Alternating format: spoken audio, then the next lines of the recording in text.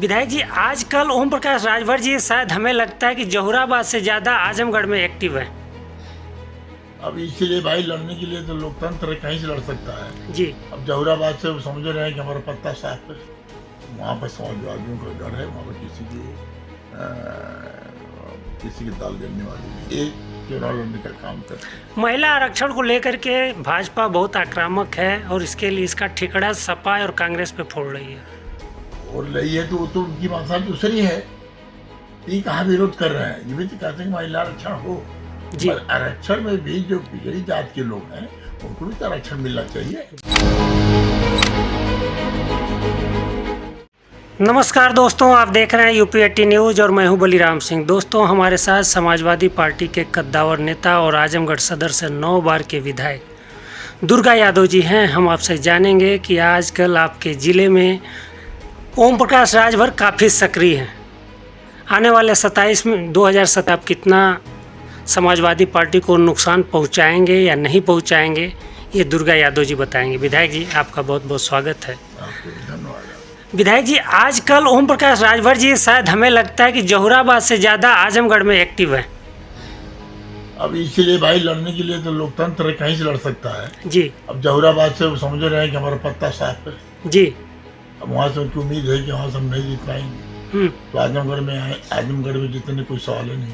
वो कह रहे हैं कि आजमगढ़ में सपा का खाता नहीं खुलेगा 27 में। वो तो बोला आदमी है, वो तो जहाँ रहते हैं बोलते रहते हैं। बीजेपी में रहते वहाँ भी वैसे झूठ बोलते हैं, यहाँ आए यहाँ भी वही हाल है इनकी। आजमगढ़ में उन्होंने कहीं भी रहेंगे जी तो उनको एक आदत से बन गई है झूठ बोलने के लिए।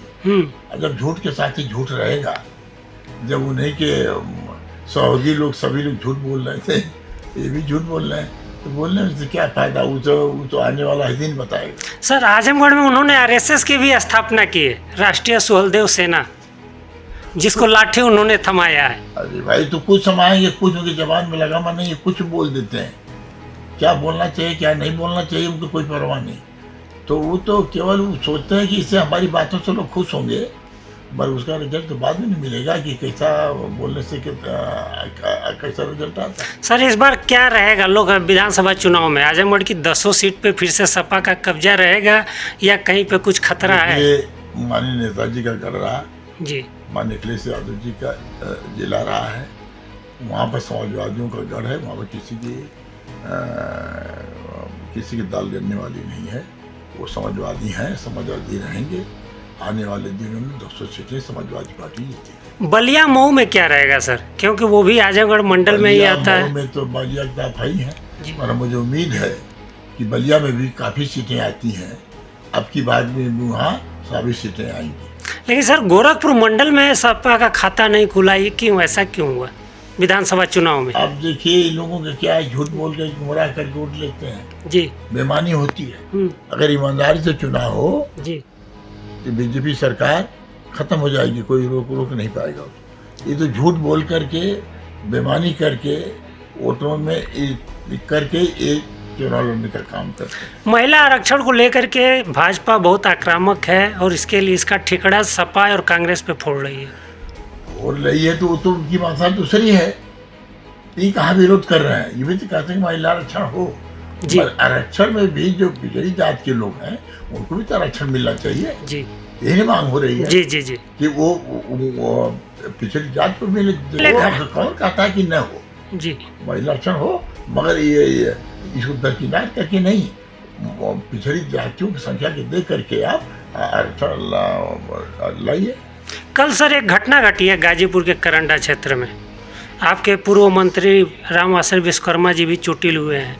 आपका एक प्रतिनिधि मंडल गया था एक पीड़ित परिवार से मिलने, और वहाँ पे पथराव हुआ। इसमें आपके 2 विधायकों पे मुकदमा भी दर्ज हुआ है। देखिए, घोर निंदनीय है, ये इस तरह का नहीं होना चाहिए, घोर निंदा है ये।